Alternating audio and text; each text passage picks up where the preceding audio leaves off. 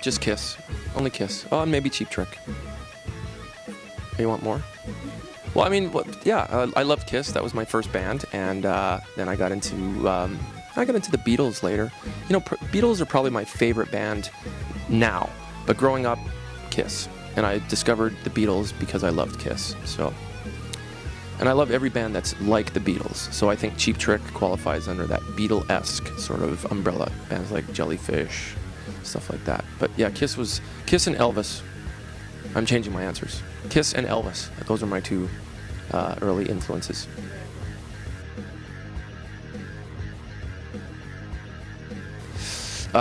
Ooh, the bucket list. I think Lenny Kravitz is pretty darn cool. I'd love to sit in on his gig. That'd be cool.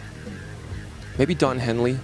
I always liked him as a drummer and a singer. It's not as... yeah, Lenny Kravitz, Don Henley. Yeah, those are the first two that come to mind.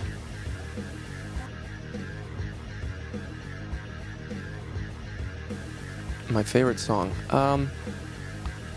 Maybe it might seem cliche, but I like playing "Sweet Child of Mine" with Slash just because it's such a crowd favorite, and it's just really cool to. I mean, it's a good drum song.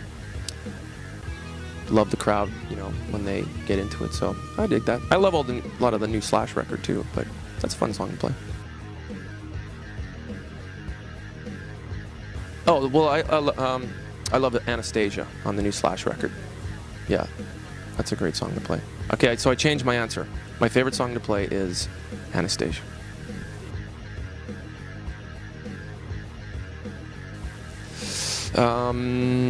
Well, have some, what are they called? Like, you know, things, rituals that I do. A little bit of warming up, and, you know, I don't like work out. I don't have a whole regime of the things I do, but I just like to kind of get in the zone maybe a couple hours before the gig. I don't like to eat before the gig because I don't think I play very good on a full stomach, and you know, I just have little things. I get nervous and I start undoing my shoes a couple times. Oh, they're not tight enough, or they're too tight, and then you know, have a nervous pre-show pee, and then time to rock. Create a band? Well, I mean, the thing I love about being in a band is playing with other people. So as long as you're playing with people that you have fun, you know, playing music with, then the advice is just play with people that you enjoy making music with. So if it's your friends growing up in school or whatever, or, you know, I'm in a band now. I've been in many bands over the years, but the band I'm playing with, I love everybody in the band. So, you know, just, I mean, make a choice. Play with people that you like to play with, and I think you'll be a better musician, so.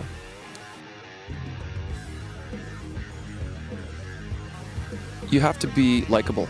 You know, if you're the guy that nobody likes, then, I mean, who wants to hang out with you? So I've just kind of learned to be aware of people that I thought, why isn't that guy ever getting gigs? And it's because, you know, either you're, you know, just some sort of vibe you're giving off, and me personally, I just learned that if, you know, music's a privilege to play.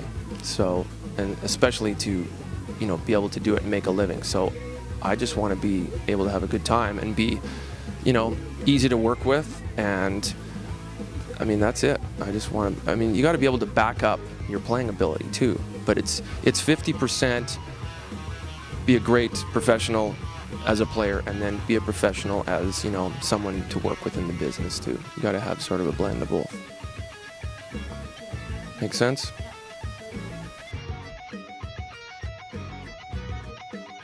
I don't know if I would remember that, but I took piano early on, so I probably learned some sort of, you know, chopsticks thing.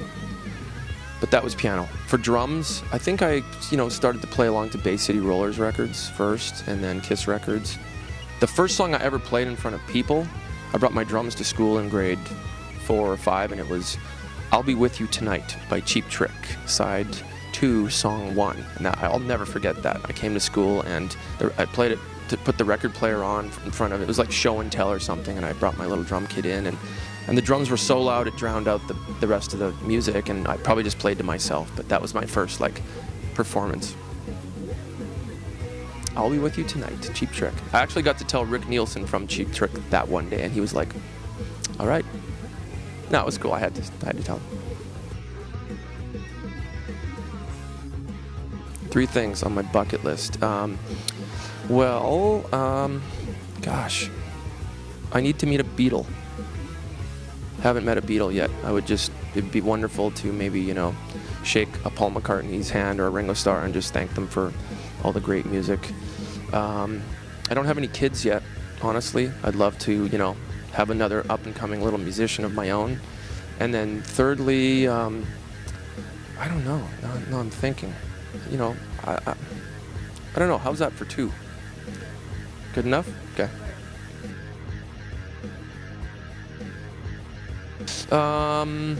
You know what? It's getting more comfortable to tour because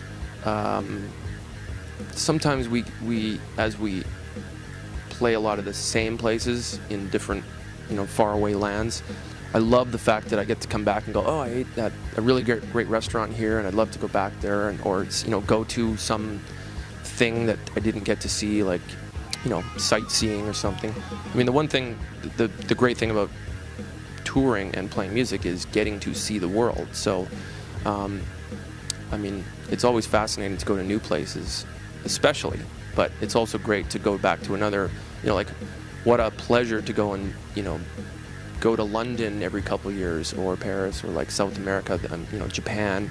These are just amazing things that I've been very fortunate to do through music. So, I mean, just traveling is a real treat.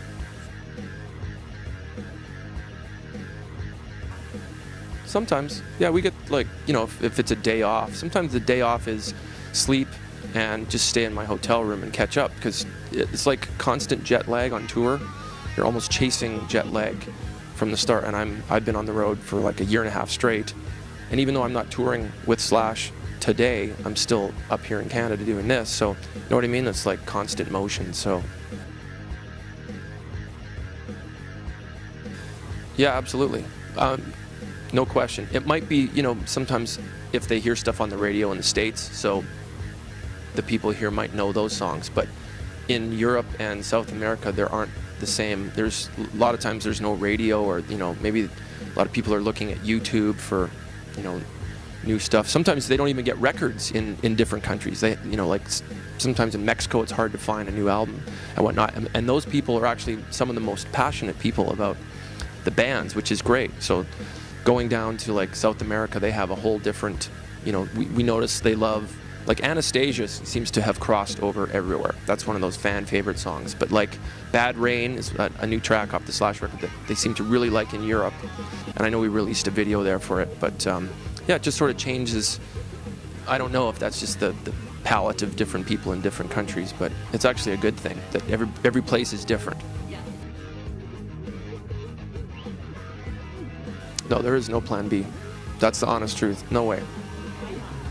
Because that's what I subscribe to, and I would, you know, be happy to tell you that I could, you know, I don't know, what am I going to fall back on? The way I've always structured my, you know, my career is that if I always focus on plan A, I mean, I don't know, maybe later in life, still do something in music, maybe not touring as much, or maybe, I don't know what that is yet, but I mean, I love music, so I will be involved in music. I mean, if I lose a limb or something very tragic happens, I'm sure, you know, that could change, but plan A, no plan B.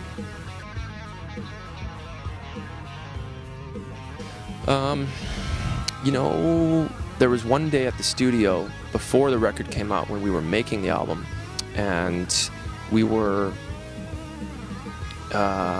just happened to be, it was just another day at the studio, and every once in a while some people had popped in to say hi, or you know, that we knew, and Ron Wood from the Stones came by, and, you know, stayed for a little while and hung out, and we were working on songs, and of course Slash and him are very good friends, but I just thought that was really cool, cosmic energy that Ron Wood came down while we were working on the record. So I mean, that was pretty cool. We've had some great live shows on this tour where, you know, Alice Cooper's come up and played with us a few times. That's, you know, I always like to play fanboy. I'm the most grounded, you know, I love, you know, touring and playing and being, you know, doing my thing, but I always love and respect those people that I looked up to too. So it's always great. Like, we've had Lemmy come play with us, and Alice Cooper, and some other, you know, great people. So those are always some of the, you know, the best moments. Probably the most recent was Alice Cooper happened to be in Dubai. We were just there a month ago, and you know, it was like, wow, we're in Dubai, a whole other, you know, faraway land, and here's Alice Cooper, you know, playing with us that night. So yeah, that was a cool one.